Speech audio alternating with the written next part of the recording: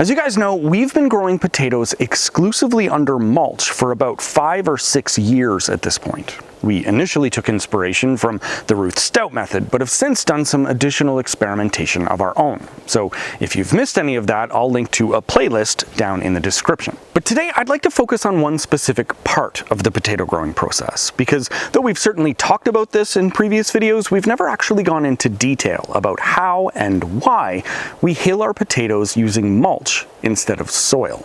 So when planting potatoes the traditional way, the seed potatoes are usually buried in soil, and then as the plants begin to grow, they produce foliage above the surface and roots and tubers below the surface. But when using the Ruth Stout method, the seed potatoes are instead simply placed on top of the soil, and then buried under a thick layer of organic plant matter, like grass clippings, fallen leaves, straw, or in Ruth's case and ours, old spoiled hay. Then, once again, as the plants begin to grow, they produce foliage above the surface and roots and tubers below.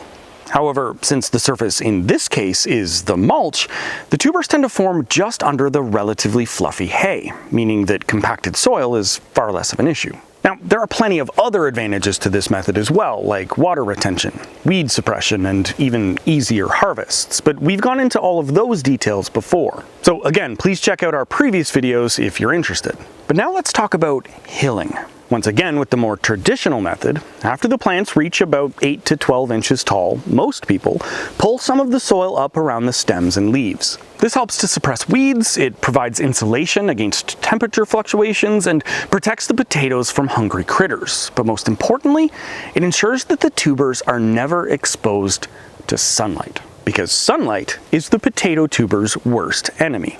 Or more accurately, sunlight is our worst enemy when it comes to potato tubers. You see, despite usually being considered a root crop, potatoes are actually stem tubers, and just like the rest of the stem, when exposed to sunlight, they produce chlorophyll and turn green. But unfortunately, along with the chlorophyll, they also produce other compounds that give the potatoes a bitter flavor. And most importantly, one of those compounds, solanine, is toxic to both people and pets. So avoiding green potatoes is pretty important, and periodically hilling them with soil has traditionally been one of the easiest solutions. But in our case, where the only soil is under the tubers, if we hill our plants, we simply add more mulch.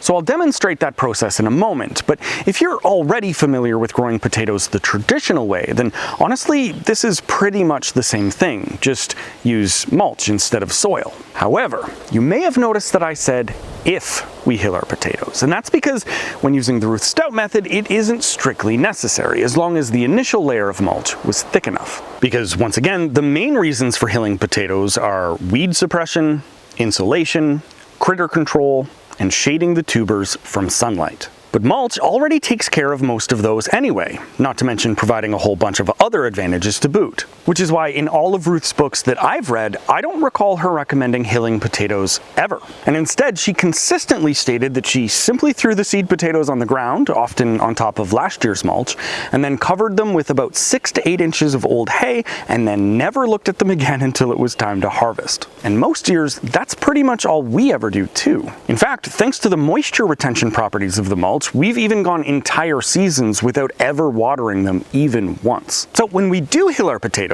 with mulch, we do it exclusively to block the sunlight. Now luckily, the initial layer of tangled hay already does a pretty good job of keeping them shaded because it forms a flexible mat that stretches throughout the season. However, we have had a couple of instances where the sunlight was still able to reach the tubers below, and so now we tend to hill them once or twice a season just as an extra insurance policy. But as you'll see, it's such a quick and easy process that there's hardly any reason not to anyway. So here's our potato bed earlier this spring. And by the way, I initially created this bed by simply pushing aside our mulch pile to expose the natural bare earth below. No tilling or amending required. Then I placed the seed potatoes on the ground in rows and covered them with about 8 inches of old hay.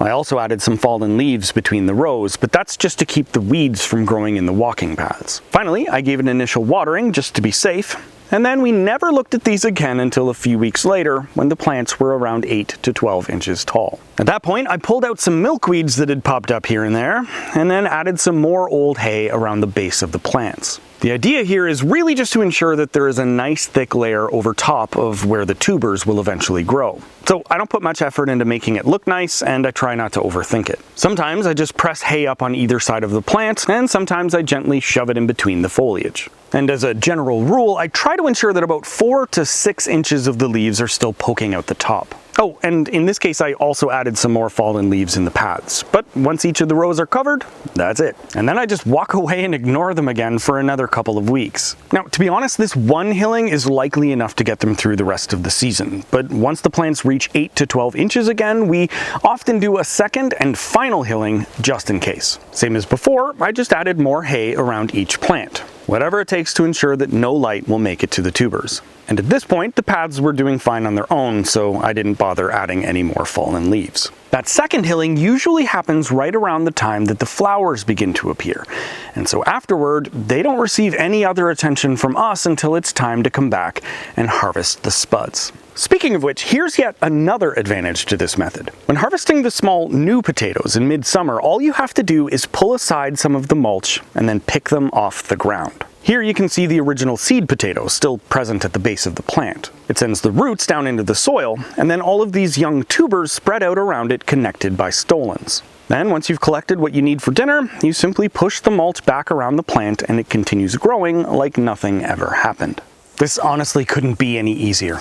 However, I should mention that this ease of harvest is a bit of a double-edged sword, because easier for us also means easier for critters. And that's one of the few disadvantages of this method. In our case, we had no issues at all for the first few years, and then all of a sudden our potato patch was discovered by our very healthy vole population. And since hay is much easier to tunnel under than soil, they made quick work of what to them must have seemed like an entire field of buried treasure. Now, we've talked in previous videos about why they may have suddenly become a problem, and have even been experimenting with alternative methods of protection. For example, this is our second year using a border of onions in an attempt to feed 2 birds with 1 scone. Not only is it an easy and inexpensive option for deterring our furry friends, but it's also a pretty convenient place to grow another of our favorite vegetables. So if you're interested, be sure to check out our results from that experiment last year, and stay tuned for our second season update later this fall. But in the meantime, thanks for watching, and we'll see you soon.